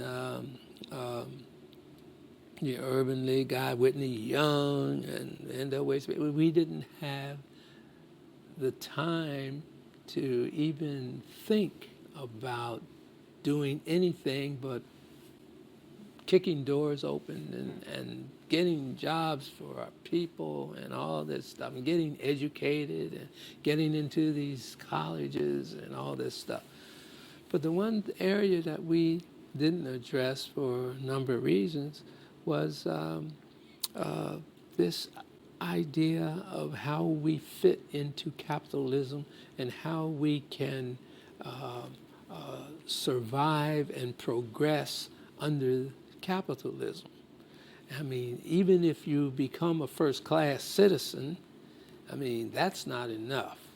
So I began many, many years ago to start thinking about building wealth and what that meant, and that's why I started the Black Economic Development Task Force, the Community Economic Development group at the university and stuff like that, because there's a need for us, all of us really, whites and blacks and Latinos, to really understand capitalism, how it works, and what we need to do to benefit from this area. You're not going to replace capitalism, as Bernie Sanders might think he can do, but or would like to do maybe. But we've got to understand it, and then we've got to understand very strongly that capitalism it wasn't just a word that was thrown up there. I mean, capitalism means something. In the first place, the word capital is very important in our economic system. That's why they call it capitalism. And so a lot of people never, when I taught the class at San Diego State in the program that I founded, they didn't really connect that. I mean, you need capital if you're going to, if you're really going to be successful in America. Maybe you only have a little bit of capital that comes through your savings, but you have to have some savings. You can't spend everything that comes into your household. So my thing is we've got to really focus now on educating, not just getting people an education, high school, and getting them on to college, but getting them some education in this whole area of our economic system and how to survive and prosper in that. And so that's where I think we should be going. And as I get into my book, I'm going to have a part of it devoted to pointing that out. This is what we should do. We haven't done it in the past. We weren't able to do it. I mean, Martin Luther King, as great as he was, he didn't know anything about economics and business and all that stuff. It wasn't his area. He was in theology. And so we really, I think, have got to, and that's why I started the Black Economic Development Task Force, was to get us thinking about, at that time, in 1987, when we started that, you couldn't get, black people couldn't even get that out of that black what? Economics. They couldn't form those two words together. And so now they can, because we had the program and there's been more around the country about it, but I don't hear about black wealth. And many of us have been taught that that wealth is bad. Money, what did they say? Money corrupts. Money corrupts and all that. And until, in my class, I explained how money can help. But you've got to have money to help and to survive. And the more you have through whatever profession or you decide to go into, through your savings and all that, and through capital, if you're in the real estate development like I am, you need capital. You just can't go out there and you got to purchase land and build, and that takes money. And so one of the big things that stands in the way of that, of our getting involved in that as a black population, is that we have never learned to work together. Other than the church, we have really, and I'm not so sure about the church. There's a lot of not getting along in the church. But we need to really focus now on that area and learn how to really be successful. And really, what I see happening now, which I hesitate to, because I'm not around I don't know what's going on around the country that well. But what I see happening is that after the Civil Rights Movement, we hit a wall as black people. We hit a wall, and we're not doing it. We got some people got some jobs, good jobs. I'm one of them. You know, we got good jobs. My wife got a good job. Our friends, you know, in the fraternity, they all had good jobs. But we still have so much poverty, and within the black population, we have so much lack of education within the black population. We have so many people under the criminal justice system. You know, I mean, these are all problems that we have not really found a way to address them. And usually all this stuff, education and all that stuff, you know, takes money. And one of the things that we need to learn about capitalism is that, you know, capitalism exists on spenders, and we've become some of the greatest spenders around. I mean, black folks spend a lot of their money. In fact, But Tony you could become generators. Yeah, that's right. That's right. Yeah. And we're always looking for jobs, but we don't supply jobs, create jobs. In some ways, it's a question of what power looks like. Yeah. And power is an equation, and this is a piece of that Yeah, equation. exactly. When you're talking, it reminded me of a conversation I had with a long time activist in Georgia, and I asked him, we were talking about when the phrase Black Power first started getting used. Stokely. And I asked him what he thought, what it meant to him, and he said economic power. Self-determination and economic power. That's what it's got to be. Yes, Yeah, exactly. so I was reminded of that when you were Yes. speaking. Yeah. You reminded me just now of the term self-determination. That was something that was very strong within me. It just motivated me so much, because I could see one day where we would have things in our hands where we could determine for ourselves what we wanted to do. And I think that was one of the problems with me, with the peace movement and the Trotskyites and communists and all that stuff, you know. I mean, first of all, they were all white. There were no blacks involved in that. And secondly, they wanted to impose their will on CORE. And I mean, I was just dead set against that, because I was very, very interested and concerned with self-determination. And I used that term in meetings in CORE. But that's where I see us going. But, you know, there has to be an example. And so when I retired from San Diego State, I set out to make an example of how it can be done. And that's why I'm in real estate and land development now. And I'm with a couple partners and so forth. I think they have to see it happen. And they have to see it happen not by an athlete, not by someone who broke into the movies, a movie star, you know. At least they see it happening with why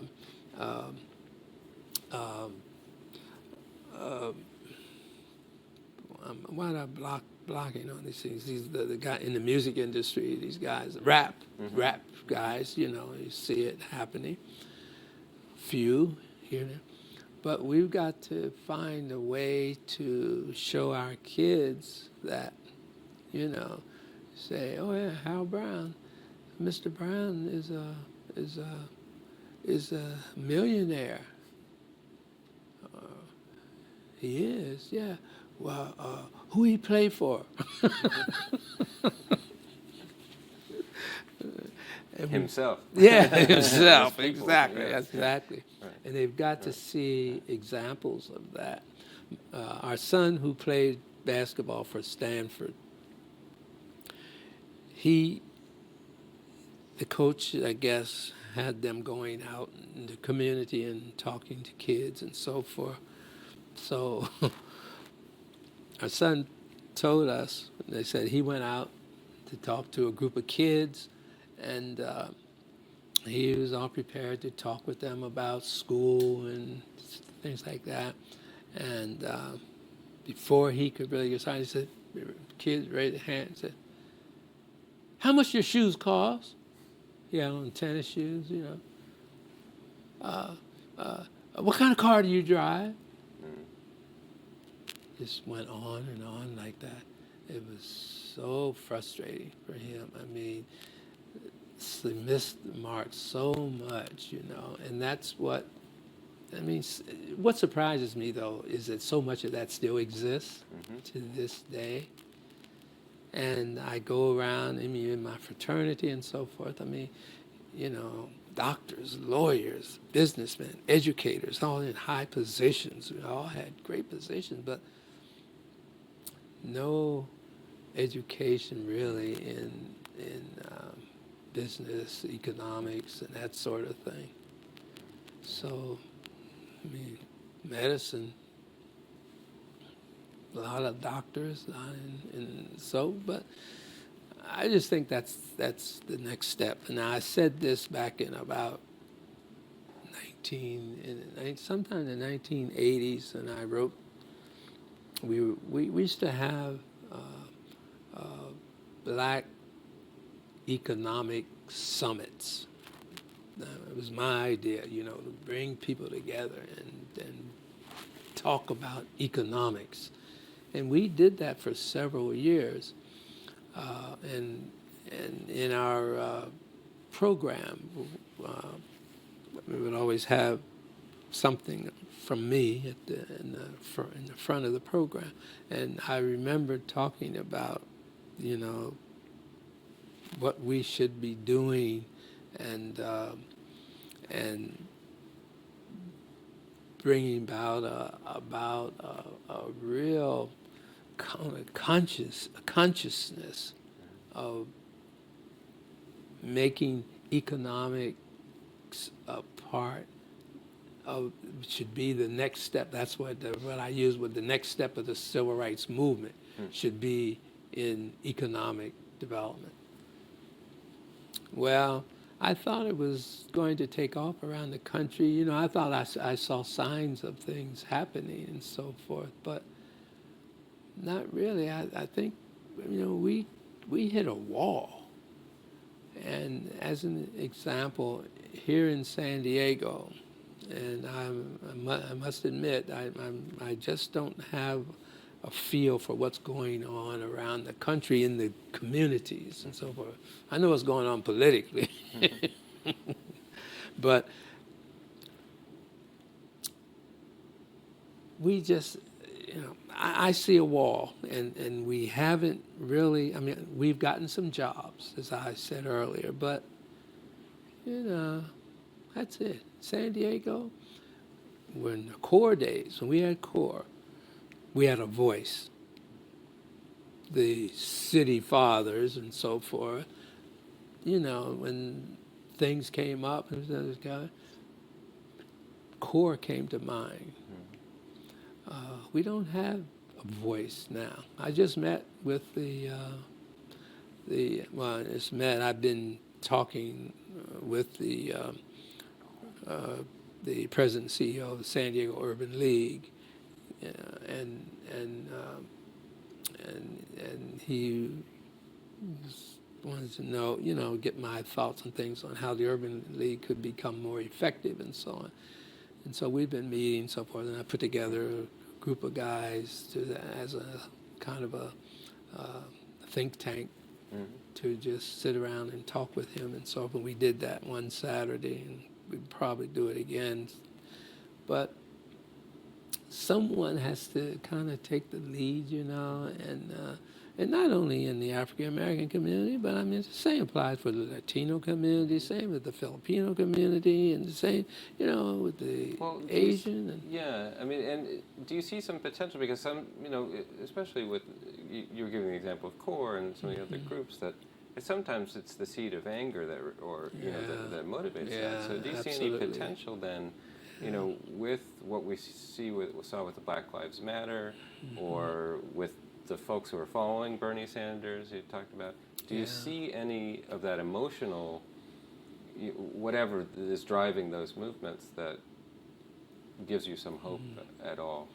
Unfortunately, no. I don't. And you're absolutely right. And we've said that, years back. There's got to be some anger, or you don't get anything done. Somebody has to do something to cause a lot of commotion, and then you will get people's attention. But without that, so the only place that I know of where it can be done is it has to be forced on them in the schools. And I thought the Black Studies programs around the country would do that, but I don't see any signs of their knowing. Talking about your project here, the need for it is so great because people don't even know about it. People in my age group here in San Diego, you say something about the civil rights movement in San Diego, they go, what? I didn't know there was a civil rights movement in San Diego. And those are the people in my age group should have known about it. Much less than participate in it. They should have really known about it. But now the younger people, they have no idea. I can remember speaking to a class at San Diego State when we formed the Afro-American Studies program, and it must have been 1972. And I was asked by one of the faculty members that I hired to come around and speak to this group about her class about the civil rights movement, and I went in there. None of them knew anything. Now, that was back then.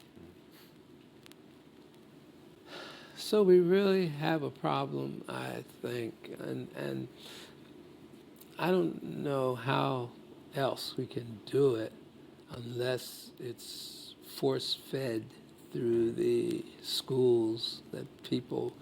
See, one of my goals was in the Afro-American Studies program that I got organized at San Diego State was to eventually market it to the total university.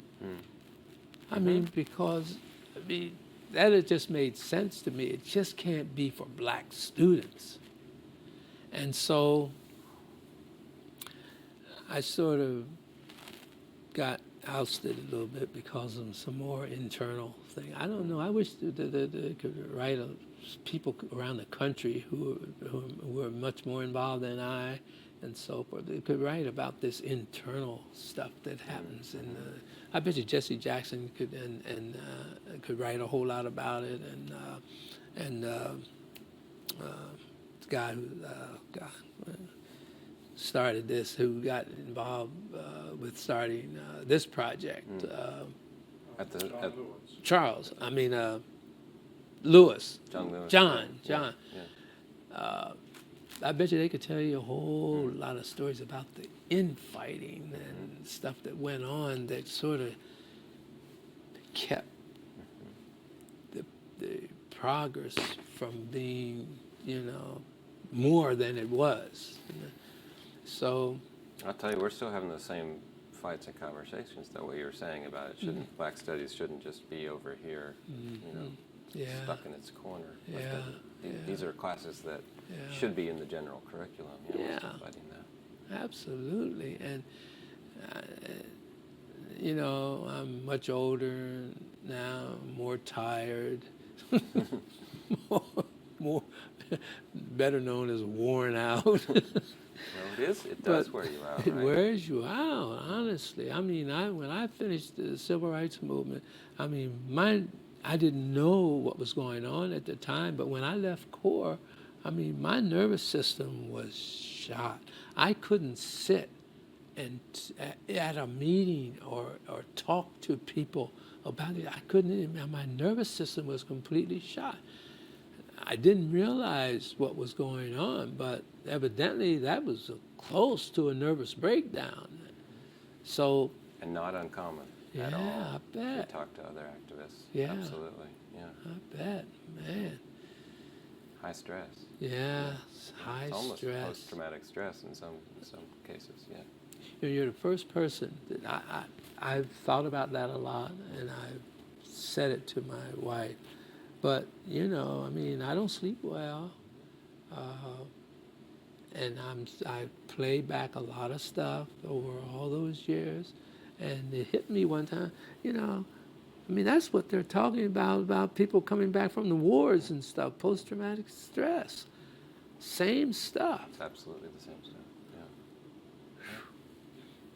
And I think it's just Oh, beginning. nice. You know, some of the activists are just beginning to recognize Yeah. that, and you know, and there are some activists who it tore them apart early on. Who Yeah. ended up and strung out on drugs or whatever. Yeah, Couldn't exactly. couldn't deal with it. Yeah. It can, as you said, it can really mess you up. Oh boy, it can really Yeah. mess you up, boy. And so anyhow, I think that's where we need to go. That's part of the answer. Anyhow, I think that we've got to really we've got to get economic minded, you know, and we've got to. Do you remember?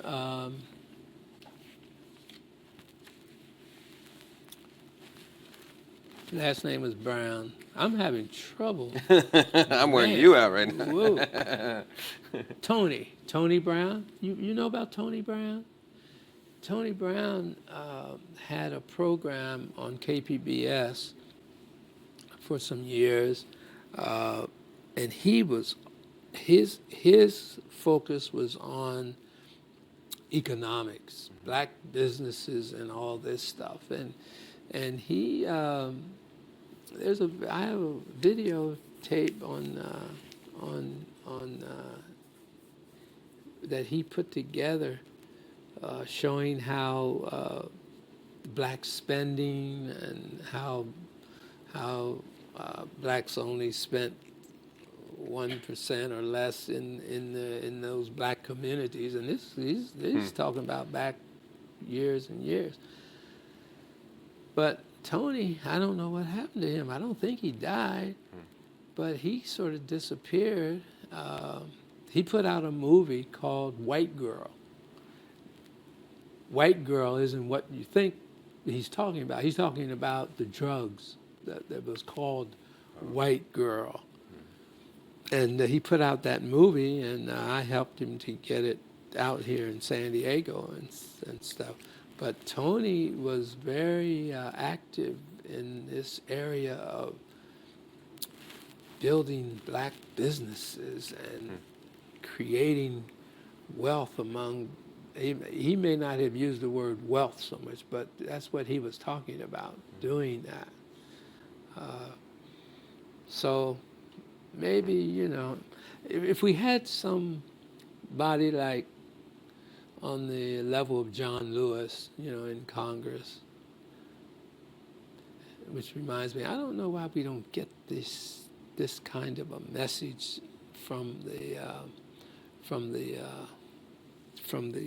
Black Caucus, the Black Congress people. I mean, see, I don't see any leadership coming from them. Although I like them.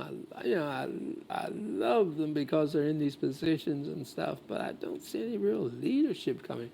When Jesse Jackson disappeared, and then we have the Rev Sharpton. You know, have him, but.